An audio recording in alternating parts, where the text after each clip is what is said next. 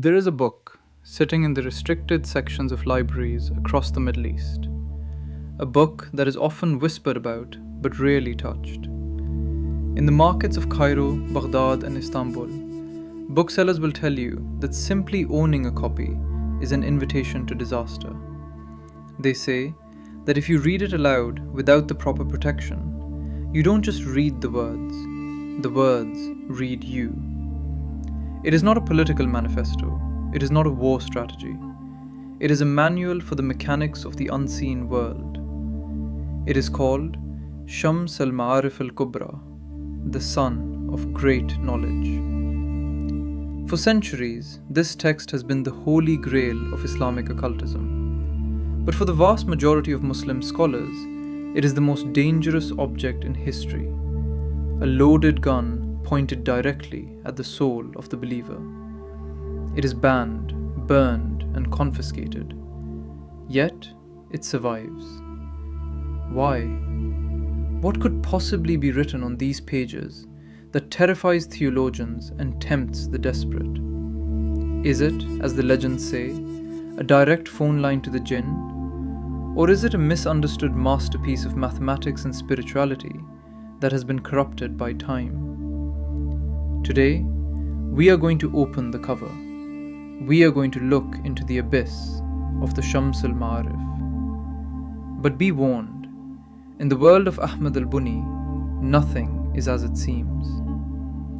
To understand the book, we must understand the man who wrote it, Ahmed Albuni. Born in present-day Algeria in the 12th century, Al-Buni was not a dark sorcerer hiding in a cave. He was a contemporary of some of the greatest spiritual lights in history, like Ibn Arabi. He was a Sufi, a mystic, a man who spent his life seeking closeness to the divine. He travelled through North Africa, to Egypt, and finally to Mecca. He was a scholar of the Quran. But Al-Buni believed that the Quran held secrets that went beyond the literal meaning of the verses. He believed that the universe was built on a code, a divine architecture made of numbers and letters. He wrote the Shams al-Ma'arif as a guide to al-Huruf, the science of letters. At its core, the book was supposed to be a way to understand the 99 names of Allah. Al-Buni argued that each letter of the Arabic alphabet carries a numerical value and a spiritual weight. By understanding the geometry of these letters, he believed a human being could align themselves with the creative forces of the universe.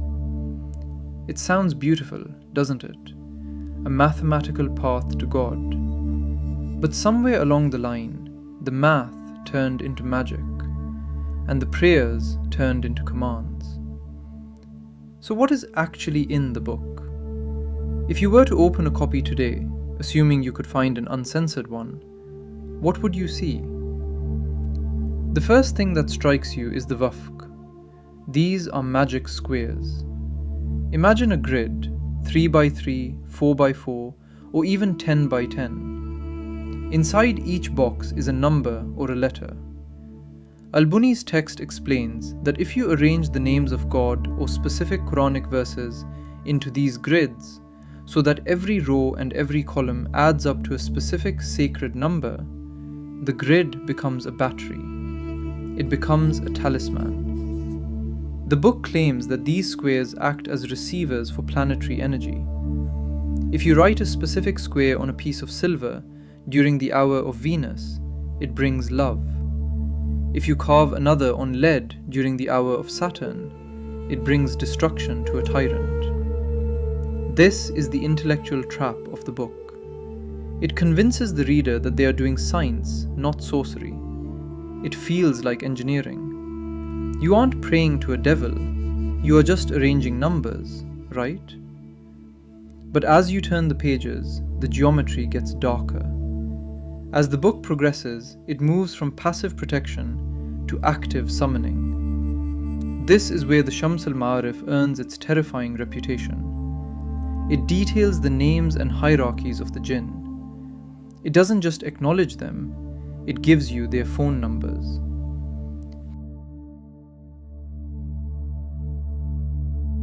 The book contains a section known as the Birhatiya Oath. This is a series of ancient names that scholars say have roots in Hebrew, Syriac, or languages that have been dead for thousands of years. The book instructs the practitioner to fast for days, to isolate themselves in a dark room, and to chant these names thousands of times. The text promises that if done correctly, the veil between the worlds will thin. It describes the Jinn Kings, the Red King, al-Ahmar, the White King, the Black King. It tells you which incense burns to attract them. It tells you that the Red King, for example, is drawn to the smell of coriander and mustard. It gives specific, grotesque instructions. One ritual describes writing holy verses on the bone of a dead owl to cause sleeplessness and madness in an enemy. Another suggests writing names on the skin of a gazelle that has been slaughtered in a specific way. This is where the line is crossed. The book suggests that by using these specific sounds and names, you can force the unseen entities to do your bidding, whether that is to find buried treasure, to teleport objects, or to influence the heart of a lover. But as any scholar of the unseen will tell you, the jinn do not serve for free. This brings us to the ban. Why did the ulama, the scholars of Islam, wage a war against this book? For centuries, figures like Ibn Taymiyyah and later jurists issued fatwas condemning the Shams al-Ma'arif. To them, this book is not knowledge. It is the definition of sihr, sorcery. The primary reason for the ban is shirk, the sin of associating partners with Allah. Scholars argue that al-Buni's methods rely on the idea that letters and stars have independent power. If you believe a magic square can save you, you are no longer relying on God, you are relying on the square. You have created an idol out of ink and paper. Furthermore, the rituals described in the book often contain what scholars call conditions of humiliation. There is a terrifying belief among theologians that for a jinn to actually serve a human, the human must degrade what is holy. The jinn might demand that the practitioner writes a verse of the Quran in a filthy substance, or wears it on the sole of their foot. The Shams al-Ma'arif is subtle. It mixes the Quran with non-Quranic invocations. It blends the names of Allah with the names of unknown entities. The scholars warn that this confusion is intentional. It tricks the pious believer into calling upon devils, thinking they are calling upon angels. They argue that the book opens a door that the human mind is not equipped to close. Stories abound in the Islamic world of young men who found the book, tried the rituals, and descended into madness. They speak of hearing scratching inside the walls, seeing shadows that don't move with the light, and suffering from a heaviness that no doctor can cure. To the scholars, banning this book wasn't censorship, it was a quarantine. But here is where the story gets complicated. Here is the twist that keeps historians awake at night. Is the book we have today actually the book Ahmed Albuni wrote? Al-Buni was a Sufi saint to many. His other works are purely spiritual, focusing on the love of God and the purification of the heart. How could a man dedicated to light write a manual for darkness? There is a strong theory among historians and Sufi orders that the Shams al-Ma'arif was corrupted. Imagine a manuscript travelling from the 13th century to the 19th century, copied by hand, over and over again. The theory suggests that over 600 years, dark magicians, charlatans, and sorcerers inserted their own rituals into al-Buni's text to give them legitimacy. They took his innocent mathematical observations and sandwiched them between spells for summoning demons. They used the name of a saint to sell the work of the devil. This creates a paradox. If you burn the book, are you destroying evil? Or are you destroying the lost wisdom of a spiritual master who was framed by history?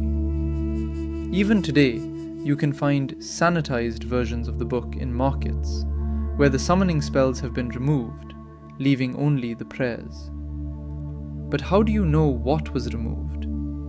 How do you know if the grid you are looking at is a divine geometric secret or a trap laid by a copyist 500 years ago? The Shams al-Ma'arif remains a mystery. To the occultist, it is a weapon of immense power. To the historian, it is a fascinating artifact of the medieval mind. To the scholar, it is a cancer that eats away at pure faith. We live in an age of information where everything is available with a click. You can find PDFs of this book online right now. But the warning that comes with it hasn't changed in 800 years. The text demands a price. It demands that you stare into the unseen. And the problem with staring into the unseen is that you never know what is staring back. Is it a book of light, dimmed by the ink of corrupt men? Or was it always a shadow, waiting for a reader arrogant enough to think they could control it?